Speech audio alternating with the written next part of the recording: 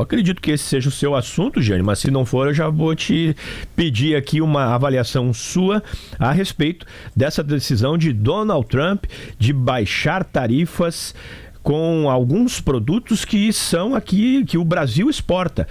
Café, carne, fruta. Há uma expectativa de que, de fato, isso vai ter impacto aqui no Brasil. Jane, bom dia.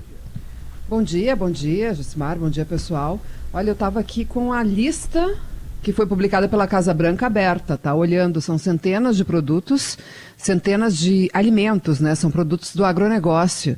E, claro, carne e café chamam mais atenção porque são típicos e são exportados pelo Brasil em grande quantidade para os Estados Unidos e pelo Brasil, tá? Pelo Rio Grande do Sul, não. Tá? Nós aqui do Rio Grande do Sul exportamos pouquíssima carne para os Estados Unidos e, né, não exportamos café. Mas estava dando uma olhada nos outros produtos, tá? Tem aqui suco de laranja, tem os produtos mais inusitados, bolo de feijão, palmito, muitos temperos, muitas especiarias estão na lista, semente de coentro, semente de cominho, endro, muito cacau, tá, Josimar? Muito cacau, tapioca também entrou na lista que vai ser beneficiada, né? Manga, muitas frutas, manga, banana, mamão, coco, abacaxi, açaí, tá? Açaí entrou aqui na lista, mas aí com esse olhar que eu estou fazendo aqui, tem farinha também, tá? Tem farinha também.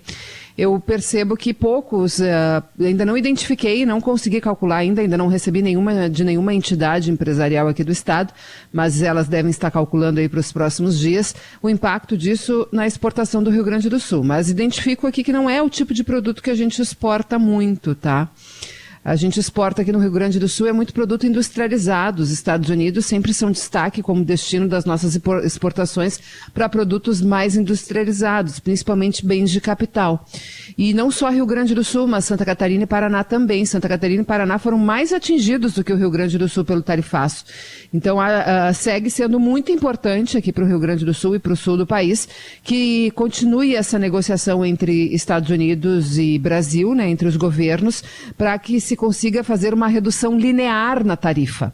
Né, vamos entender, tem a tarifa básica, aquela de 10%, que foi anunciada lá no início de abril, quando o Trump falou da sua política comercial, apresentou sua política comercial num primeiro momento. Era 10% para todo mundo. Naquele momento até beneficiou o Brasil, porque também foi aplicada a tarifa para outros países que eram concorrentes do Brasil e não tinham a tarifa, né, de exportação para os Estados Unidos. Mas depois que veio o tarifaço em si, que foi a sobretaxa essa de 40%, elevando para 50% a tarifa para a maior parte dos produtos exportados aqui do Brasil e que pegou em cheio, em especial a região sul do Brasil, o Rio Grande do Sul também. Então, segue muito importante isso, assim como segue muito importante que as nossas indústrias continuem buscando novos mercados. E ressalto aí como um grande exemplo recente que nós destacamos aqui na Rádio Gaúcha, que é o Polo Moveleiro de Bento Gonçalves, que está exportando mais para a Argentina, para o Paraguai, mas principalmente para o Uruguai. Os Estados Unidos eram o principal destino de 300 empresas que fabricam móveis ali no entorno de Bento, e agora o Uruguai, que se tornou esse principal destino, aumentou suas compras de móveis do Rio Grande do Sul em quase 30%, o que particularmente eu avalio como uma agilidade bastante positiva das indústrias da Serra Gaúcha de buscar esse novo mercado e adaptar o seu produto. E claro, né, tiveram que reduzir o preço, mas é do jogo. Sim, a expectativa é de que, né, naquilo, não pode exportar para os Estados Unidos, bom, tem que achar outros mercados, e aí o pessoal inclusive tem sido bem criativo e tem buscado essas oportunidades de negócio que ficam, é uma porta que se abre e que tende, a partir do momento em que houver a diminuição das tarifas, e que se espera que tenha a diminuição das tarifas nos Estados Unidos, negócios extras que os nossos produtores, que as indústrias, que as fábricas aqui no Rio Grande do Sul e no Brasil poderão vir a ter, né? Exato, porque diversificar é sempre bom, né? É sempre bom porque tu amplia o teu leque, tu pode aumentar a escala e tu também diminui o teu risco. Quando acontece um problema, uma crise econômica num dos teus destinos, tu tem um leque de outros destinos para sustentar a tua venda e até para serem destino do que tu exportaria para aquele que está com problema. Isso vale para uma crise na Argentina, vale para um tarifaço dos Estados Unidos. E um outro ponto, né? Aí vamos ver o ponto de vista de Trump. Trump. Essas reduções que ele está fazendo é porque o produto ficou caro e pegou na inflação da alimentação do norte-americano. Que, aliás, era meio óbvio que acontecesse, né, Jane? Mas sabe que aconteceu menos do que se projetava. Os economistas achavam que seria mais impactante, até o próprio Banco Central norte-americano, o Federal Reserve, alertou que se o tarifaço focasse a inflação que estava se prevendo, eles não iriam reduzir o juro tão cedo. Sim, verdade. Né? E a inflação lá não foi tão pegada quanto se imaginou. E tanto que o Banco Central dos Estados Unidos até começou a reduzir o juro, né? Porque por causa disso. Claro que inflação de alimentos pega muito, né? Uma faixa da população que impacta bastante, né? Impacta a popularidade de Trump. Então, é aquilo, como se diz, os países não têm amigos, eles têm interesses, né? Ele não está reduzindo não está reduzindo tarifas para o Brasil porque ele é amigo da indústria de alimentos. Eventualmente tem, né, algum tipo de lobby, como nós tivemos do pessoal da JBS, né, que foi lá e se reuniu com o Trump e argumentou bastante, né, exportadora de carnes fortíssima no Brasil. Mas, independentemente disso, a decisão em si é muito baseada no impacto inflacionário que a tarifa maior gerou. Trump não conseguiu suprir o mercado de café norte-americano com café de outros lugares, né? Então, ele pegou e foi lá e reduziu a tarifa do café. Há uma expectativa de que isso venha a ocorrer talvez até com o fumo, né? Porque o Rio Grande do Sul, por exemplo, exporta... O principal produto exportado, a rubrica, né, de maior exportação do Rio Grande do Sul para os Estados Unidos é fumo. Foi fumo no primeiro semestre do ano. E fumo foi muito tarifado, apesar de ter aí outros destinos mais fáceis, né, para mudar, assim, diferentemente de bens de capital. E por que o Trump taxou o fumo brasileiro? Porque os Estados Unidos também produzem fumo, só que é um fumo mais caro. Então, dedo no pulso, né? Será que vai ficar caro demais para o norte-americano, o fumo? Sim. Será que ele vai ter que reduzir tarifa para o Brasil também? É mais ou menos assim que ele está tomando as decisões deles. Devemos ter novos recuos, devemos. Mas eu acho que é importante que continue essa negociação para que haja a redução linear, como eu falei. O que isso quer dizer é pegar esse tarifaço de 50% e reduzir para menos, 30% que seja. Isso. Bom, seguiremos acompanhando, né, essas avaliações, atualizações que poderemos vir a ter. Que outros assuntos estão no teu radar, Jane? Veja só, no nosso radar, né, Josimar Ferrovias, convido os nossos ouvintes hoje para lerem o editorial de Zero Hora, que traz aí um tema que eu e tu temos trabalhado nas últimas semanas, né? E na última semana com mais intensidade. Ontem no Gaúcha Atualidade, com a Andressa Xavier e a Rosane de Oliveira, abordamos bastante esse assunto, que é essa proposta, né? Dois pontos, né? Primeiro, essa proposta que a Rumo fez para prorrogar o contrato de concessão das ferrovias e com um valor muito baixo, de 2,5 bilhões de reais, né? Um valor baixíssimo dentro do que se entende que a Rumo deve para a Malha Sul, deve para a Malha do Rio Grande do Sul por não ter feito investimentos e por tudo que essa ausência de investimentos deixou de trazer para a economia gaúcha ao longo dessas décadas de concessão. E o outro ponto, que é o que mais indigna e que a Rumo, né, conseguiu trazer os holofotes para o que ela está fazendo, é tirar pedaços e desmantelar as ferrovias do Rio Grande do Sul e levar esses pedaços para outros estados, para Santa Catarina. Ela não está levando só pedaços de trilho e de máquinas, né? Independentemente de ter a autorização da agência reguladora, da NTT, ela está levando, junto com os trilhos, a esperança de que a gente volte a ter ferrovias aqui no estado. Num momento delicado, uma atitude inoportuna, como diz o procurador Osmar Veronese, do Ministério Público Federal, que recomendou que isso seja suspenso imediatamente, né, essa retirada seja suspensa imediatamente.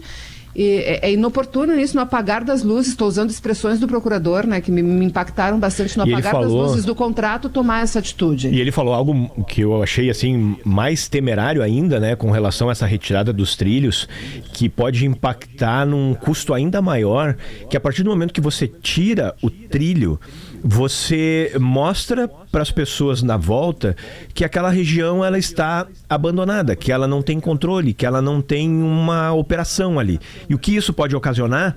Invasões.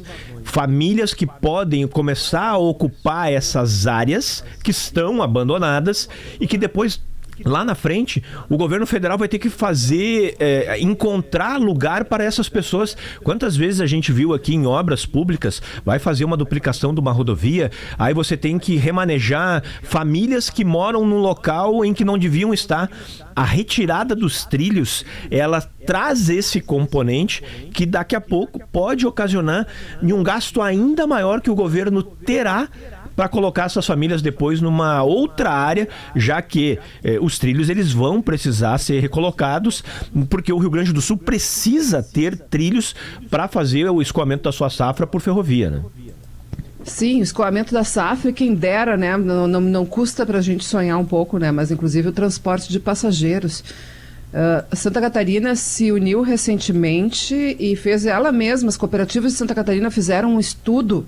Elas pagaram um estudo para mostrar o impacto. Neivor Canton, que é presidente da Aurora Coop, fez uma declaração fortíssima, dizendo que, olha, só um alienado não vê que o oeste de Santa Catarina vai colapsar se não tiver um investimento em ferrovias. E agora vejo com ótimos olhos, né, o fato de o setor empresarial aqui do Rio Grande do Sul estar se movimentando também.